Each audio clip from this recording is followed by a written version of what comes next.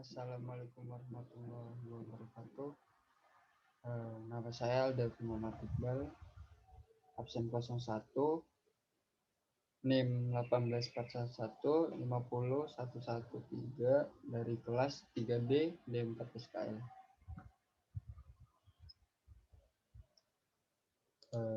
Kita langsung saja menuju presentasinya. Nah, di sini ada pembangkit. Nah, pembangkit di sini berfungsi sebagai produsen atau yang memproduksi energi listrik. Nah, outputan dari pembangkit di sini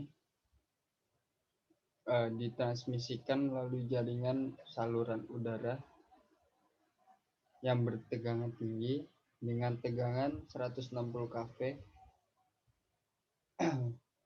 Nah, setelah ditransmisikan, energi listrik tadi masuk ke dalam gardu induk. Nah, di dalam gardu induk di sini, tegangan tadi dicek atau dikontrol agar nilainya tetap pada standar atau tidak naik atau turun. Nah, kemudian setelah masuk dari gardu induk, jaringan tadi didistribusikan melalui tegangan menengah. Nah, tegangan menengah di sini terdapat 20 kV, kemudian masuk ke gardu distribusi. Di gardu distribusi tegangan diturunkan menjadi 220 volt. Nah, di sini pada setiap gardu induk terdapat pada setiap gardu induk, gardu distribusi dan gardu distribusi di sini terdapat kontrol centernya.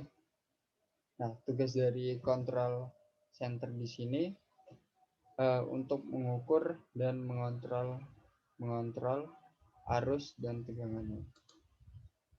Nah, di sini ada kontrol sistemnya. Ada dua bagian.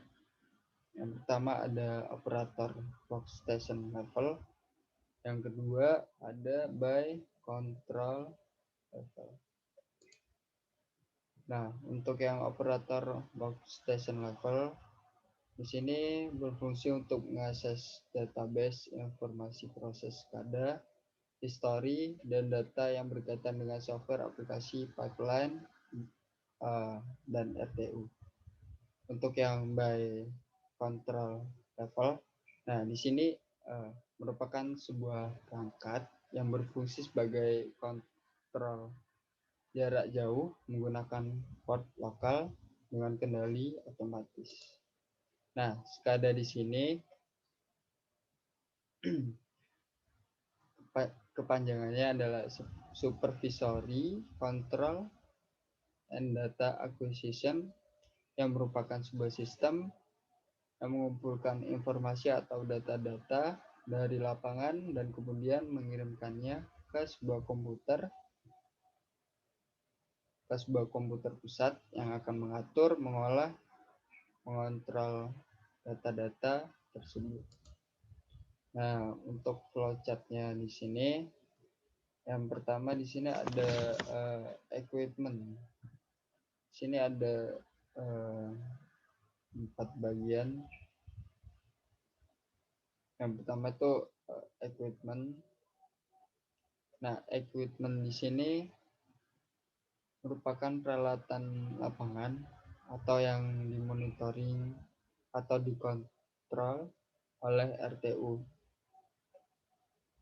Nah, RTU di sini ada 4 macam, yaitu MV Protection Relay Spam Acquisition, Spam by Control, Other HV, Protection Relay.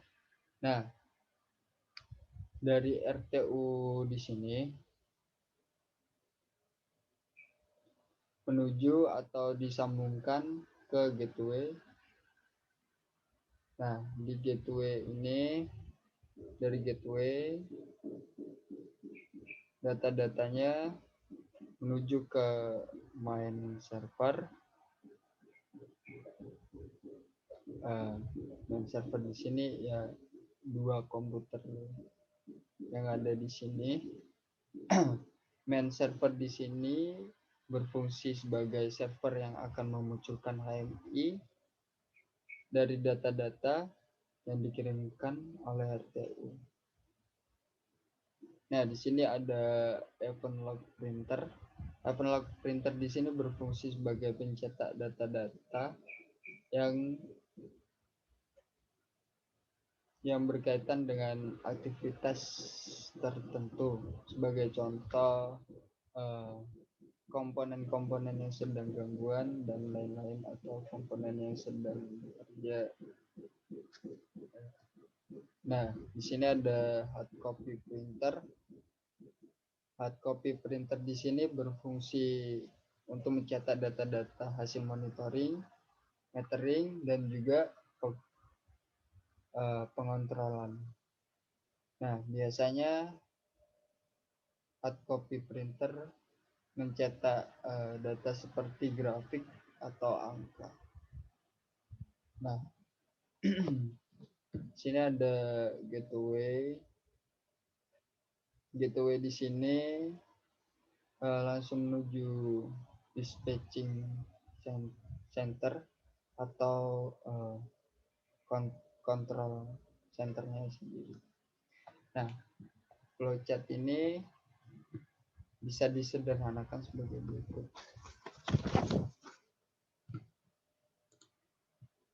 Yang pertama ada equipment. Equipment di sini dimonitoring oleh RTU, kemudian menuju gateway, lalu menuju ke HMI.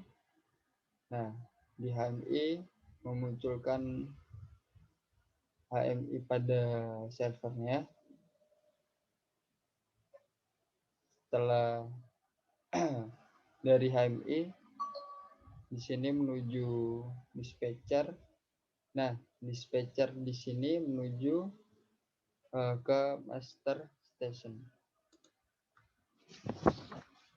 Kemudian di sini ada perencanaan dan analisa metering.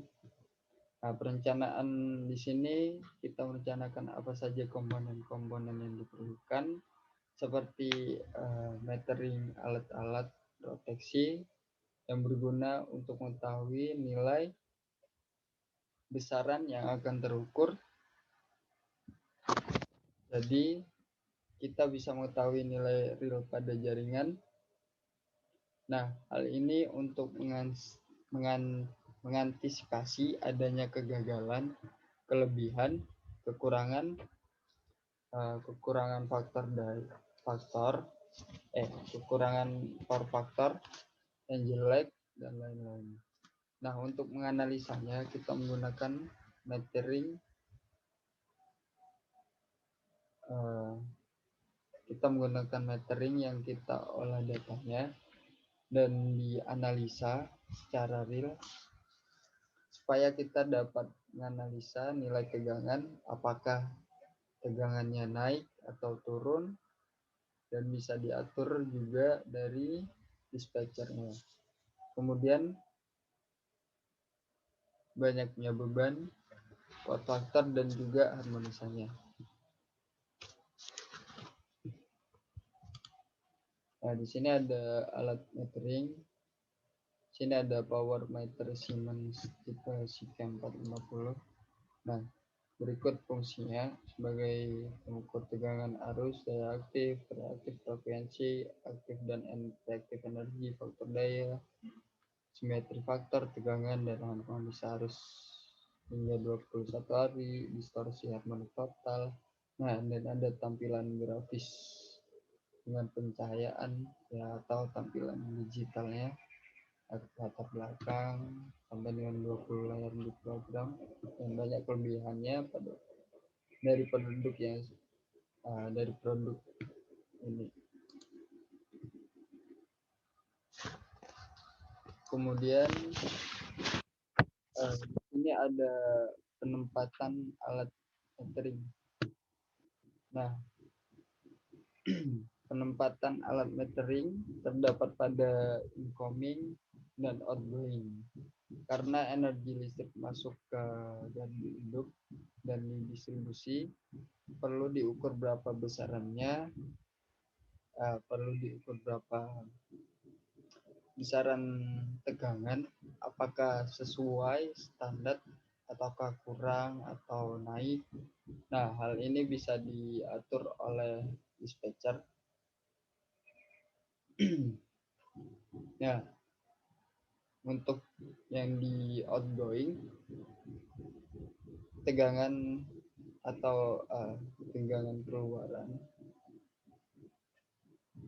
juga perlu diukur agar pada saat sampai ke konsumen tidak menimbulkan masalah.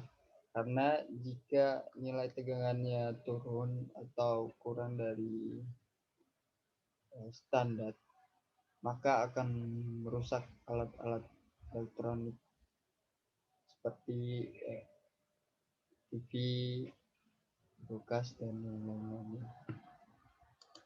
Nah, di sini ada alat bantu metering.